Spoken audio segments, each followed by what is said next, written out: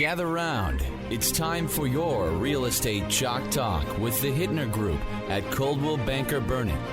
Listen closely as your coaches discuss the culture, the economy, and the political scene, and how it affects your home and your real estate investments. Real Estate Chalk Talk is where you learn the science of buying and selling real estate and the art of living in your home. Your education begins in 5, 4, 3, 2, 1. Hey there, welcome to the program. This is your Real Estate Chalk Talk coming to you from the Coldwell Banker Realty Hittner Group, hittnergroup.com, Hittner Group, all one word, hittnergroup.com, 612-627-8000. That's 612-627-8000. Give us a ring-a-ling-a-ling. We'd be happy to have a chat with you about your real estate needs, and that first call, of course, is all with no cost and absolutely no obligation. You change the name of the studio every show. I know that, it. right? Well, I can't. I'm trying to settle in. Yeah, it was the legendary Rack Shack studio for so long. Now that that's gone, it's just like trying to find something else that rolls off the tongue. Yeah, well, we're trying to get them to sponsor the program again so that I can say it again. But I need some cash out of them to be able to do that. There you go. We're working on it. What's up? What's new? We're working on it. Skittish market this year, right? So we were at coffee. I said I would describe the market as skittish. Why would you describe it as skittish, though? Well, what do you see in that makes you say that? I see a softening of not activity so much, but I don't know if it would be maybe will or I'm looking for the word that would describe it. In other words, 2 years ago, you get into a house. It was a nice house, beautiful house, gorgeous, multiple offers, and people were very aggressive. Maybe that's it. They lacked the aggression that they did. And they were very aggressive in the bidding, and the prices were running up, and they were confident and bold in their going after that property. Now I see some timidity in the marketplace. I see we 3 Did you times. Google that? Yeah, you can write that down. Timidity. I'm writing that down I'm going to look that word up. You can write it down on your. You like to write those words down, power words. So there's some timidity in the marketplace where this week we were involved in three transactions with multiple offers. One high end, over $1 million, never even got to the asking price with multiple offers, still below the asking price, and all the inspections and all the everything that normal. That's interesting because that wouldn't have happened a couple of years ago. And then another one, multiple offers, and the offer was like, it was almost insulting. It was a little bit over the asking price, but it was like $2,000 or something like that over the asking price. Here's your bonus, a couple of $1,000, And then last night on a townhouse, or this week on a townhouse, same thing. Multiple offers on the townhouse and get to the asking price. Mm-hmm. So I see that. I mean, it's just confirmation. I look at it as, well, I hit the right price. Yeah, well, we kind of had our run-up in overall real estate value increases over the last couple of years. So now when folks are coming on the market, I think you can be a little bit more careful, or you have to be a little bit more careful on that initial list price. Oh, absolutely. And I think still, though, if you're showing that perceived value, you're going to hit a sweet spot where you will get a little bit over the asking price. But it's a little sellers are even being, I would say, a little bit more careful too on what that number is going to be. But buyers even more so. You're spot on, because when you look at what these guys are giving us money for on a mortgage rate over 7%, right? High sixes. Yeah, high sixes. He's lying. Well, like right around 7. Mm-hmm. Yeah. 0.1. Yeah, 0.1. That everything is going to cost more, and so they want to be just super discerning on what's going to be the right price. And we're hoping, based on what these guys are saying, we're probably going to get ourselves another refi opportunity here over the next 6 months to 6 years, right? Yeah, within that window. 6 months to 6 years. Yeah. We'll have a refinance opportunity. So it better be right. Before I retire. The house better be right for them. Mm-hmm. And so they're going to take a little extra time, which I think is appropriate, to make a decision on what house to buy. They're going to have their home inspection. They're not going to mess around with doing these gap coverages that we were seeing in the appraisal value versus what the house was sold for. So all these things have kind of washed out, and people are making more solid decisions on what they're going to spend their money on, as opposed to before. It's like so cheap it's almost free. Right, right. You know, walking down the market in Mexico, a guy tried to sell you something so cheap it's almost free. That's how interest rates were for, you know, a long time. It wasn't just a short window, right? No, it's been really good for a long time, quite honestly. We had 2 years really low, and then even before that, in 4s and 4s, 5s. I mean, it's wonderful. Yeah. If you look at the forget about the price of the house now, just look at the payment. And if you look at the monthly payment and what that payment delivers to your family in terms of housing, right now, it's a significant difference from where it was 2 years ago. I think, and that's a lot of it as well, because especially in the move-up market, that first move-up market, you know, where you're going up from the townhome or the entry, split entry or whatever it is, to that first 2-story with 4 bedrooms up and a 3-car garage, and you look at the cost differential between your payments, between what you're paying now for that split and that 2-story, it's like, holy cow. Right, and I think, and you can give your example here, I'll tee you up on this one, that folks that have the ability to purchase cash. So if let's say you're downsizing and you don't owe a ton of money on your 2-story, you have some money set aside, you have the opportunity to go out and purchase a house without taking out a mortgage, you're in a completely different headspace than somebody that is, maybe already mortgaged to the hilt on their existing home. They can swing it, but they do have to take out a mortgage. That's a completely different headspace. And so you can go out with a clear mind to go out and purchase that next property without dealing with the noise of what the interest rates are. It just doesn't matter to you. So if you're in that position, there is pretty good opportunity for you in the market. You recently had a multiple offer situation, though. Having said that, of cash versus financed offer. How did that go? Well, we had cash versus financed, and it was just what you were talking about, actually. I mean, we got 3 offers on the table. 2 of them are financed, and 1 is for cash. And they were initially all the same. So then we liked the cash one, and so we turn out, send the thing out for highest and best, and then the one of the offers came back a little bit more and removed the inspection contingency, and so that was like, okay, now we've got just a little bit more money. Again, it's just a little bit more, little salt on the pepper, and then no inspection, which is great because now it's just going to move forward that much quicker, and you don't have all that to deal with. Okay, so then I go back to the cash person and said, it's just a couple $1,000. Will you do that? Nope. So then you look at the offers individually and say, okay, as a listing agent representing a seller, we want an offer with less contingencies, right? Because we want less hiccups in the purchase agreement. So you have 1 cash with no financing contingency, and 1 financed with a financing contingency with no inspection contingency. So there it's like, okay, which one offsets? We can list this property as sold. We don't have to worry about the inspection. And in today's world, the work that these guys do, Calvin's team or any other mortgage professional, more than likely has done quite a bit of work on this individual prior to them making an offer on the house. And we're not going to have to worry about the thing falling apart. So is that really a big contingency? Unless they get hit by a bus and can't work anymore, more than likely that's going to go through, sail through just fine. The cash one would. And cash, we all like cash because there's no appraisal and makes it a little bit easier that way. But the property is clean, nice. It will appraise, no problem. And lost my train of thought there for a second. It's just that, but the no inspection. So it's like, do you want the appraisal contingency or do you want the inspection contingency? Which one is more likely to pop with something? So what'd you guys do? We took more money and no inspection. I mean, it was just like a no-brainer. So I think that's the right move. Cash is king, right? Everybody hears that. Cash is king. But in the world that we live in with multiple layers of investigation on the mortgage side, a financed offer is almost as good as cash. Yeah, so the seller always gets cash at the closing table. That's right. If we're comparing all things equal, would we want to take the cash offer? Sure.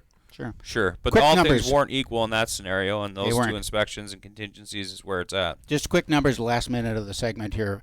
Active listings on the market right now, 4,063 in the 7-county metropolitan area.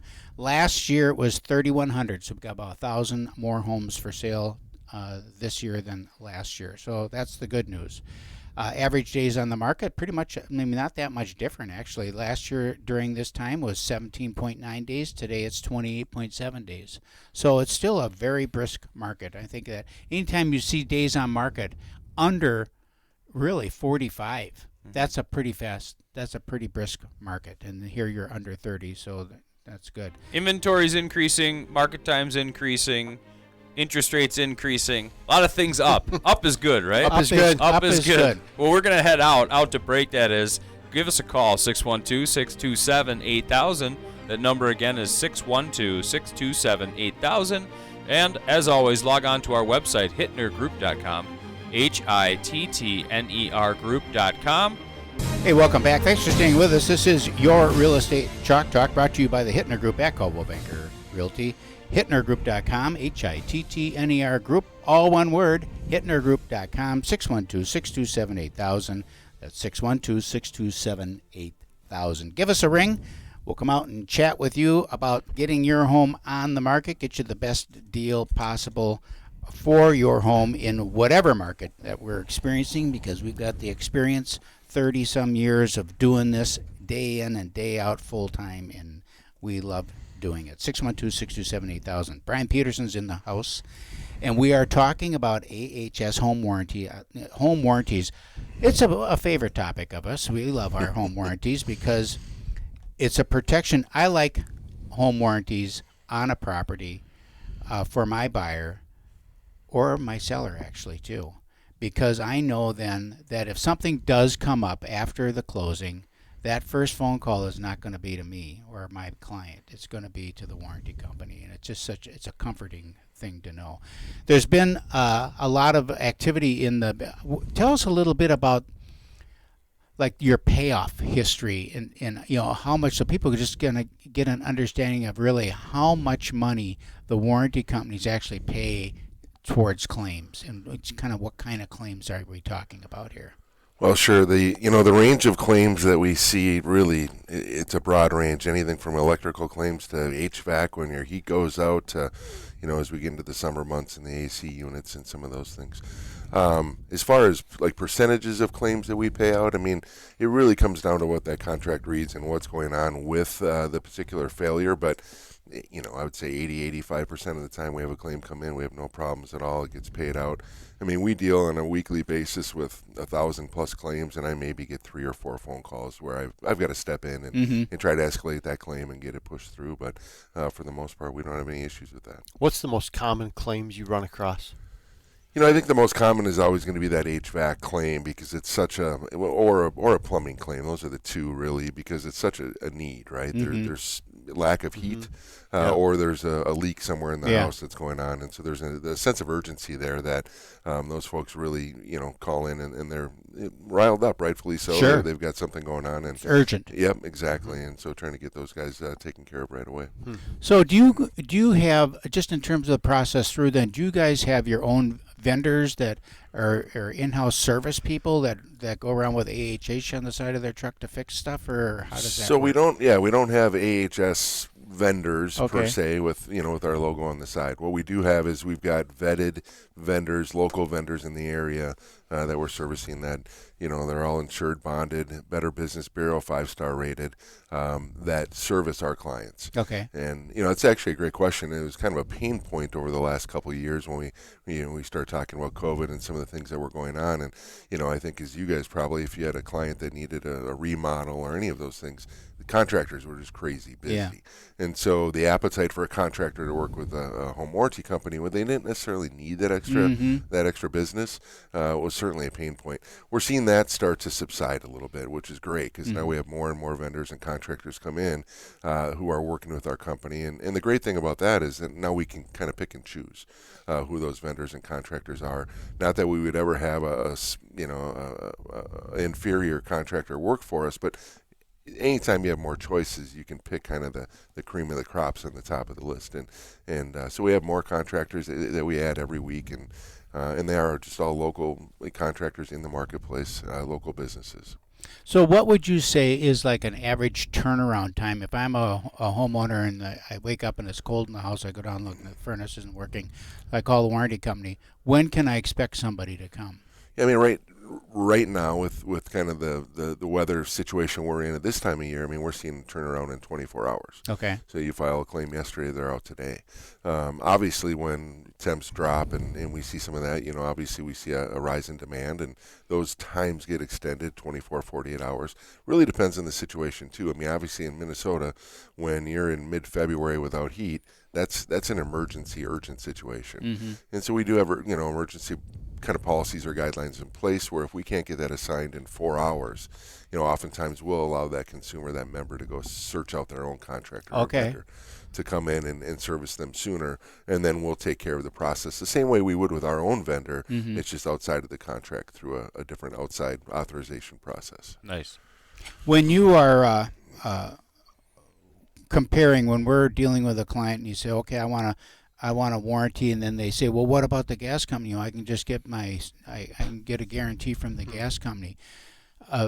Explain the difference between a warranty and what you would get from a gas company, right? Service Plus or whatever they call it. Yeah, I mean, I think the biggest difference is just how comprehensive our plan is compared to another plan that's out there, whether it's a gas company, another warranty company.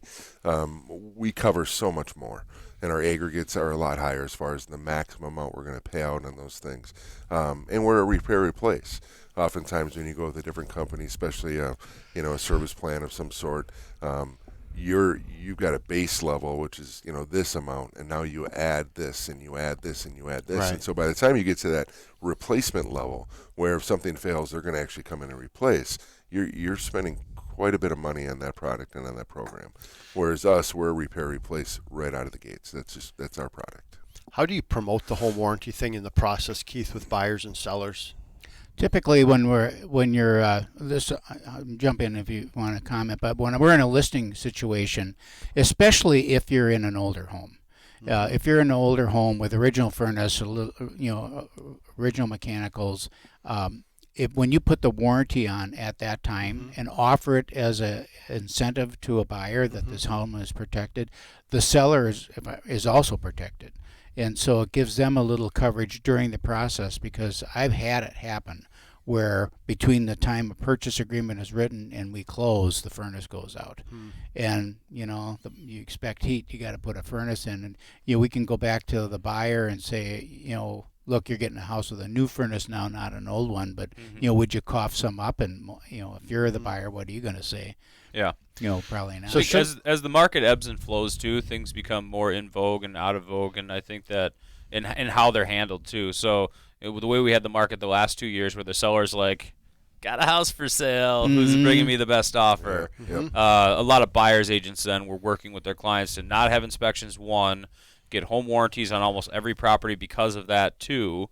When we start to move to a more balanced market, or maybe more weighted towards buyers, which is the direction things are going slowly, then sellers will offer incentives for closing costs and, hey, look, we've already had this home pre-inspected, or we're going to put a home warranty on the home for you. So those are things that we'll use then as listing agents, as tools to help market our properties for sale. For sure. And, if I'm an agent, what I'm trying to do is protect my time and my commission. And the warranty is a great way to do that because if you don't have a warranty and that buyer does have an issue come up, the first call they're going to make is to you guys and say, okay, now, and now you're in the middle of trying to deal with this issue. Whereas with that warranty, it really saves your guys' time, right? Mm-hmm. I mean, it protects your time, and then it also, like you had mentioned, it protects your commission, so that if something does come up prior to closing, that deal is still going to stay together. You're going to get that resolved, taken care of, and you're not going back to the drawing board having to relist a house because something fell apart. Now, that hasn't been the trend the last couple of years, right? The seller's been kind of in a position where if something falls apart, they just say, hey, you don't want it, I'll put it back on. Five other Right. people already Exactly. knocking on the door. Right. But we are, I think we are transitioning more to that more traditional market where that could be a concern. Sounds like a resolution for you on your Bloomington property They there. had a warranty on it. Yeah. So you advertise that right away with the listing, say this listing comes or this property comes with a home warranty? In some cases, yeah. Really? Sometimes, That's I'll that's be a real honest. value add. Well, but sometimes it can be seen as a negative too. It's Like, almost what's wrong with the property? Yeah. 'Cause It's now almost we like have you're to- flagging the property that there's something that's either at the end of its useful life or something, because you're offering a warranty. Why would they be offering a warranty? What's wrong with it? So there can be that Really? kind of Okay, I wouldn't have thought that. signaling Yeah. that goes on too. Are there limits on cost of repair? I mean, I got a Sub-Zero refrigerator. Yeah, so there are some limits in some different categories, right? Okay. So we're gonna pay out a max of $15,000 on HVAC. Okay. Per item. On each. Per calendar year per item. Okay. So there's no way, especially because all of our costs are wholesale costs, right? So Right. when we quote that out, we get these deals because we're purchasing so many units as a company. Right. If you bring in some company and it's a $20,000 bid, well, we can get it done over here for $7,000. So And how many HVAC units are 7 or 8 or 9? I mean, we rarely hit the max. I've never seen it. Same thing with appliances. We have a max of $7,000 per appliance. Well, it's got to be a pretty premier, appliance to hit that. Mm-hmm. And then the only other thing, real quick, I know we're going to be wrapping up here, but the only other thing is it's really a budget protection tool. It's a cost savings tool, right? So it's not a tool designed to cover everything, every nickel and every dime that goes wrong.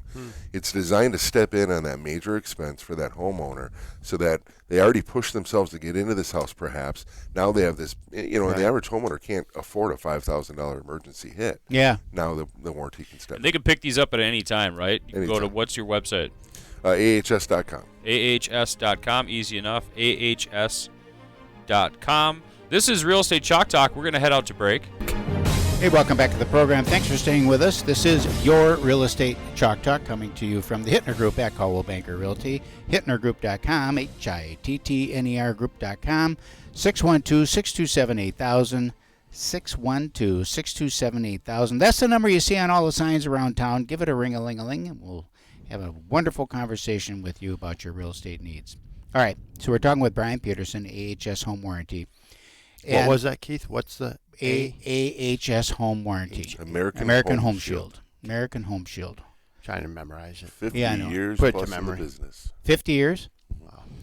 What's the average cost for like warranties? If I go, hey, I just want to protect this property, Good and question.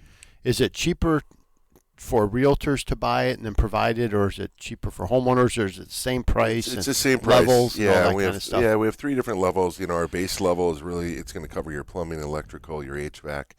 On a single family home, that's $575 for a year. Then you get up to our Shield Plus, and that's going to add appliances. And that's, I think the one that Shield Plus is a real common one to get those appliances covered, and that'll bring you up to $750. Okay. We just had a price change Boy, on that. couple $100 more, but you cover your appliances. That seems to make sense, It right? makes really good sense. I just think it's a good value, actually. Well, and I do want to go back to real quick. You were talking earlier. There's an appetite for this on older homes, right? Mm-hmm. And that makes sense. I mean, just as you think through an older home, but if you think about how much things are failing quicker these days, right? No, I yeah. mean, somebody calls and says, "I've got a 20-year-old furnace." I'm like, "You're going to probably it. have that one Yeah, for just 15 more Keep years." it going. You're good. But the one that was put in 5 years ago now is failing at a higher rate than they ever have, and especially with appliances. So, Right. I think changing that mindset just a little bit, just understanding that even a 5-year-old fridge now is not what it used to be. To your case in point, we have sold a house recently that was 5 years old. I only think it was 5 years old. It's 4 years old, and with a Samsung. Don't mean to knock any brand, but side-by-side refrigerator and all that stuff. All these computers and gadgets and stuff like that on all these refrigerators. Yeah. Yeah, After when a while, the you're lucky technology if it's just increases cold. on an item. It's like your basic, car or whatever from 1982 or Right. in the 70s. I'd go in there with my hands and fix anything, and nowadays it's like I don't even want to touch the damn thing. You just bring it in. I had a hot tub at my house. Last little story. It was built in 2006 or something like this, or 2000. And the guy comes out to replace a small little circulating pump, and he said, "See this pump right here that I'm taking out? This thing has lasted 20 years. And the pump I'm putting in, this one's steel from Poland. This pump lasts 20 years. This one I'm putting in from China, you might get 5 years. Plastic, all plastic parts. It's like it's going to go out sooner than later. So it's a good point to get those home warranties, China. take care of those items. China. Another question for you, and I think you may have hit it earlier, but I wasn't paying attention, which happens sometimes. Calvin, come on. Service provider. So I have something going. If I have something wrong at my house now, to get somebody in my home to actually fix it takes forever. Yeah. do your service providers treat you guys differently so they're getting out, or they go, oh, this is a warranty claim, and now they're even kicking the can further down? No, they've got they've got certain guidelines they have to meet in order Okay. to stay a vendor or even a preferred vendor with us. So Okay, so the client calls you or your company, and they say, hey, Yep. this is going on, and then they say, hey, call these 3 companies, see who can get out there fastest, or they just send somebody out? they just send somebody out. We'll Okay. assign it to a vendor that can meet the guidelines, and they'll schedule with the homeowner directly and head out. That's good. Okay, let's talk about pre-existing conditions and roofs. And what proration do you do? When do you replace a roof? Do you just fix it and patch it, or how's that You don't work? do any roofs, do you? Yeah, we do some leaking on roofs, very very minimal. If it's a leak due to a deteriorated shingle, and it's $1,000 max coverage on roofs. So Okay. that's typically going to be an insurance claim. I'm not obviously an insurance expert, Yeah. but I know enough, right? So that'd be typically an insurance claim. But what was your other example? Pre-existing Pre-existing. So for us, pre-existing just means if you look at it visually and there's nothing wrong with it, or you can't see what's wrong with it, we'll cover it. Okay. Right? An example of a pre-existing where we may have a struggle. You have a water heater and there's a trail of water that's got, it's starting to develop that rust color heading to the drain. Well, it's been there a while. You can look at it. You can visually see that there was an issue. That's going to cause us some issues. One of the most common ones that we'll run into now coming up this spring, of course, is air conditioners. Where, you fire it up for the first time in the spring and it doesn't cool. Yeah, absolutely. You can't close on a house in January. It's SCAC. So those are pre-existing conditions that we'll absolutely cover. Yeah, there's no way, even mechanically, because you can't mechanically test it, but visually for sure, there's no way to determine there's an issue there. So we'll cover those. And who goes out and makes that determination that says, I saw a little rust on your floor, or hey, the air conditioner doesn't look like it was cleaned out good in the fall? Who makes that determination? Yeah, ultimately it's a vendor or the tech for the vendor that goes out. Okay. Who when they go out and diagnose, and then they're going to come back with some notes to our authorization department, they're going to say, we feel this is a pre-existing. And even in those cases, we'll see, examples where one vendor or tech will go out and say, yeah, that's pre-existing, and we'll get a second opinion, and the other guy says, there's really no way visually to determine that. And then we're good again, right? Okay. Or, Isn't it really the vendor, though, is incentivized to replace the furnace? Ideally. They get paid. But, they're not, but maybe they get paid more if it doesn't go through the warranty company? they don't get paid I don't know. anything because they didn't do anything. Well, no, but they say, well, the warranty's not going to cover it, but I'll give you a better deal, and they make more money. That would be dishonest, and that's a side deal. Yeah. Of course, you would never do that. I would not do that. All right. But Or suggest it. I think people think that. Or suggest it. The other thing that I was wondering about, along these lines of pre-existing conditions and such, are there were so many times you'll have this has happened many times, maybe a couple decades ago, Keith, where Spit it out. the seller knew there was Jesus. something wrong, Well, that's the end of the segment. and they bought a warranty, and then actually that was part of the conversation, is that, well, it's got a warranty, yeah, this doesn't work, but the warranty company will fix it, blah blah blah blah blah. It happened a lot with the roofs, when roofs used to be covered. If it's during a home transaction, will you request like, hey, let me see the home inspection? we won't ask for the home inspection traditionally. The only time we'll really ask for that home inspection is if we do get a denial and the home inspector had identified that it was operational at the time of the inspection. Okay. We can now use that home inspection to overturn that denial. We'll see that a lot. Yeah. We traditionally aren't going to ask for the home inspection. It's not required, so we won't ask for it. So the lens of the contractor regarding pre-existing condition, that's where it comes from, not like a layperson looking at it and Correct. saying, I don't see anything wrong. Right. And Looks then good a to plumber me. goes and looks, he's like, oh, well, I can see that and that and that as a plumber. That's how I see it. That's where the determination Correct. comes in. Yep. Seems like you guys want to pay claims. We do. You know what I mean, doesn't it? I mean, Yeah. everything's Yep. like really positive on the. That's the whole point. Yep. Is the Well, I know, but a lot of times people have a negative with a warranty. Like, hey, you Yeah. want to get a warranty on that, and they'll never cover it. This sounds like it's super. so when we do one at Super the duper. point of transaction, Calvin, it's a 1-year warranty. Correct. So then your year is up. Can they extend it? Can they buy a second year? Is there an Yep. incentive for them to buy a second year? It's or? always renewable. Okay. The renewal cost is kind of like insurance. The more you use it, the more claims you have, the more we've paid out, the more it's going to cost. So, you could see a renewal come in at or below what you initially paid if you didn't have a lot of activity that year. But if you took advantage of it a ton and used it a lot, we'll see a renewal that's going to go up. Now, I'm not talking it's going to go up into the thousands, but it might go up $200-$300. What about homes with?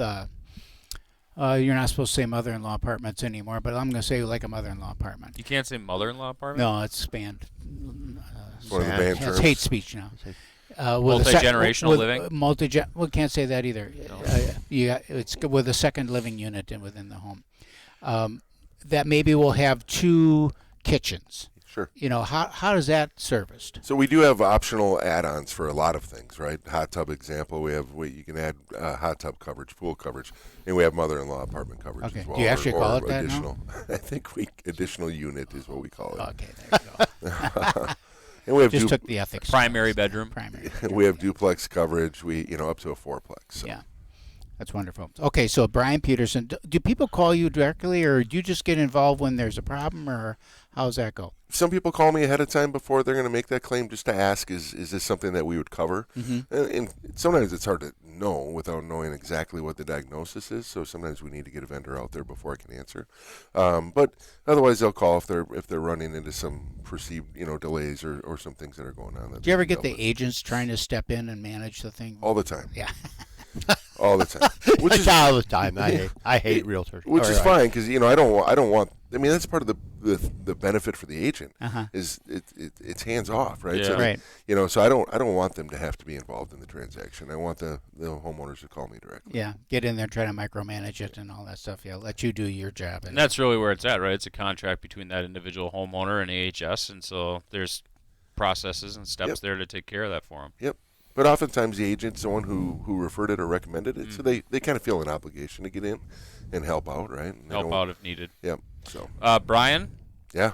thanks for coming in. Thanks for having me. This is great. AHS Home Warranty, AHS.com. Check them out online. You can get a warranty whenever you want. It doesn't have to be at the point of transaction. AHS.com. When we come back, we're going to talk with Calvin Kaming, Money time. Loan Depot. But we're going to wrap. money in the bank. Great. Rates are good. Pretty exciting. Yeah, baby. Free money. Yeah, I heard them. Welcome back to the program. This I is hired your him. real estate chalk talk coming to you from the Hittner Group at Coldwell Banker Realty, HittnerGroup.com. Calvin Kamick in the house, 651-231-2500, 651-231-2500. Get the best rates in the continental United States, lowest costs, everything that's good about mortgages. Low fees, low rates. Low fees and low rates. So cheap it's almost free. Yeah, almost free. But they're not free. Not this week. But got a little bit better, then got a lot worse. Here, you know what? How's that? A little bit better. Rates got a lot worse. I thought about you this week, Calvin. Thank you. He I thinks need a about lot me. of thoughts. You need a lot of good thoughts. Yeah. You know what I was thinking about? Because Our new theme we for were the show? we were working with some people, and their move up. Yep. And it's like, should I sell a house? Can I buy without buying? Can I, all that? And when rates were 3.5, they could have easily. Rates at 7 doesn't work.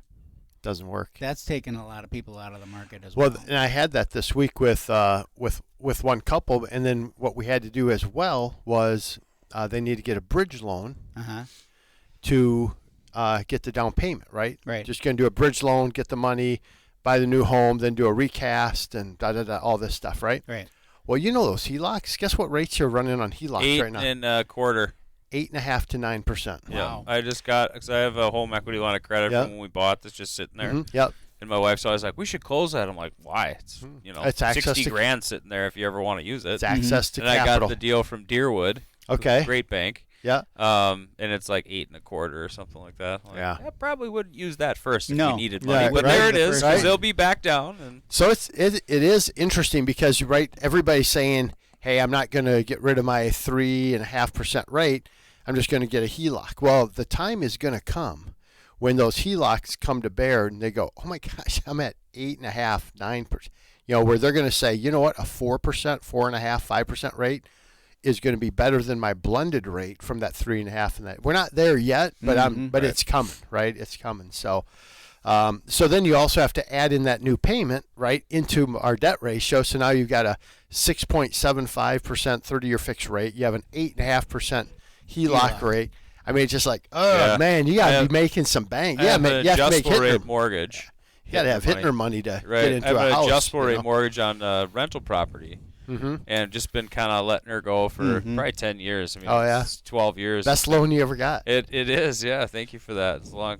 I don't even know when that was. 16 years ago, maybe. Long time. Anyhow, it's rolling, and now I'm just so excited for September. Oh, for the next adjustment. She's Yep. coming up. Next adjustment. Hey, you could cap out. Well, on what do that. I do? Yeah, go right you up can to only that. go up 2%, isn't it? Yep.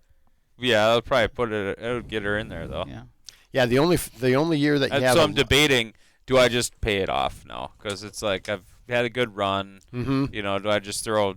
It's like 90 grand or something less. So it's like just pay it off, or pay 8% on 90 grand for the next. You know, I mean the tenant's paying it, so I'm not really paying it. Right. But well, the good Lost thing on opportunity. the good thing on One way or those the other. arms is the first years when you have the greatest exposure, because it's like a 2.52 or something, like 2% per year, 5% cap. But the first year you can go up the whole 5. Right. So you're safe. You'll only have from where you were rate wise, you're going to be in great shape. Right. you So know? I know we're kind of getting you off of yeah, what I your haven't mojo hit was. anything I want to talk about yet. But for adjustable rate mortgages, let's just talk about that, because for our last month or so, you were saying that adjustable rate no, because everybody knows you're going to refi out and all that stuff. Well, it doesn't look like rates are coming down anytime soon. Not there. You think so? April You've 10th. been saying that now for April 10th. 4 I've or always said 5 the same months. day. what is it April now? 10th. What's We got April 10th? March April 10th. 17, March 18, Yep. March 19 this weekend. Yep. So within So the next April 20 10th days, big drop, eh? That's the March. April 10th, you're going to see one of the last inflation reports come, and we're going to start to trend down starting April 10th. Mark, just write it down. Can you record? This is being recorded. Okay, Can so we just- we'll see. we'll all right, re- all right. and we'll start. How many trending the bank right way. failures will happen between now and then? That's the Well, we question. hope a lot. You know. I think that's the case, or is this just No, like just media hype deal now? no, Well, it's no, it's Silicon legit. Valley It's Bank legit. was hurt, like blah blah blah. No, there was but a few more that went Yeah. under too at the same time. Yeah. That wasn't the only one. And then but the now Euro- what it is, it's the pressure on the local banks, the small regional banks, because consumers get afraid, and their so they start money is sucking in money out of those little and regional putting them banks. into the nationals, Right. to the yeah. big And banks. why is that? I Why have are they no afraid? idea. Because of the media. Yeah. because they hear that That's what I'm saying. Is like when you have to put guards in front of the doors of your bank so people stop coming in asking for their money. That's I have the a problem, client right? who's in compliance with Wells Fargo, and so Okay. I had a conversation with her about it. Kind of interesting, where they get busy because they have to step in to help, air quotes, help out. In you have companies that have payrolls coming due and all these Right. things. Well, we're Silicon Valley Bank people. There are checks that are written Right. for things, right? Who's going to back all that? So in some cases, big bank will come in and say, okay, well, we're going to take over the debt, and we'll give it to you on half the dollar, and now we're servicing that debt or whatever it is. That was a case with this European Central Bank that they just raised theirs. It's kind of like our Federal Reserve that Okay. the European Central Bank has the same thing. Well, they just raised their rate up another 50 basis points. The charge to the banks for Yeah, the just insurance, like we do essentially. the Fed funds rate, Okay. right? Oh, okay. So same thing that our Fed does when they raise rates. They did, and they put it 50 bips up again. And these banks got really nervous, and a couple of the big banks in Europe stepped up and said, we've got this, we're good, and they're giving financial security, which was helpful to the European markets yesterday, which we've seen rates come down because when there's bank failures, when people are nervous, then there's this flight to safety, and when there's this flight to safety, bonds become more valuable, rates come down. There's an inverse effect there. So when we saw this happen, we're like, okay, hey, rates should get better, and they did. But then we saw some of this other inflation news, jobs report come, and now rates went right back up. And because we're sitting, right now, just to hit on rates, we're sitting high sixes, but if you throw a little bit of money at it, so 6.99 is like probably what we would say par, like there's no cost, no nothing. So probably 6.875, 6.99. But at 6 1/8, it would cost you a point. So back in the day, everybody was paying like 1% origination fee, all this stuff that was just, so if you pay 1% discount, you can get down to 6 1/8. So there is some nice movement that we can get pretty fast. so we can get down to that 6 1/8. So that's why guys like me are saying to you guys like, hey, if you can get a little bit of money from the seller, and then you guys like, well, there's 4 offers, or it's coming. I'm like, how can it be 4 offers at 7%? It's just like this weird market. Right? It's all a function of the demand for the product. When you had before we sold ahead, and we've said this before, Right. we sold ahead when rates are at 2.5%, 3%. You sell ahead. People who were going to buy next year they're buying this year. Absolutely. So you've taken that off the market, but there are still people out there who want to buy homes, and our inventory, even though it's up 1,000 houses, is still low from a historical level. So you'll still have more buyers than you have properties, and anytime you've got more buyers than you have properties, it may only be 3 offers, but it's still better than 1. And I mean, I sold houses where we were on the market for, not counting the crash, but just back when we considered it a normal market in the 90s. And homes were on the market for 60, 90 days, 120 days. I mean, it just took that long to find a buyer. So now it's on the market for 2 weeks, and people start getting nervous. I mean, it's like, no. Right. Yeah, so it's interesting, and we were talking earlier in the first segment too, what's the difference just in payments on some of this stuff, and when you do look at the difference between that 6 1/8 and that 699, it's about $173 a month difference in that payment, just from 6 1/8 to 6.99. So now just think what it is when it was back to 3.5. You're talking $300-400 a month, and the purchasing power is dramatically different, than what it was. And even when we're quoting some of these and putting these programs together for people who kind of look and go, man. Yeah, and given that just the overall monthly cost difference from say 3 to 7%. Yep. Also, there is that timidity. It's an easier Big term word, from yeah. the first segment on where are values. Yeah. Where are values really right now, and where are values going? And so there's like, oh crap, should I go buy a $750,000 house that's going to be worth 6.25 in 3 years from now, or where are we at? So there's that's what they're timid about. They're timid about the rates and the overall monthly cost, but then also how are values doing, because the overall market's not doing well in terms of like stock market, cost of goods, inflation. Like, it's all very skittish. Well, the PE, price earnings ratios on Ratios. Yeah, but price earnings, the PE on stocks, for example, I mean, they've gone crazy too. Where, I mean, the values that are being paid on stocks, when it looks at the dividend, the payback, the earnings payback on that company, is like, it's insane how they're priced up. One last thing, credit matters.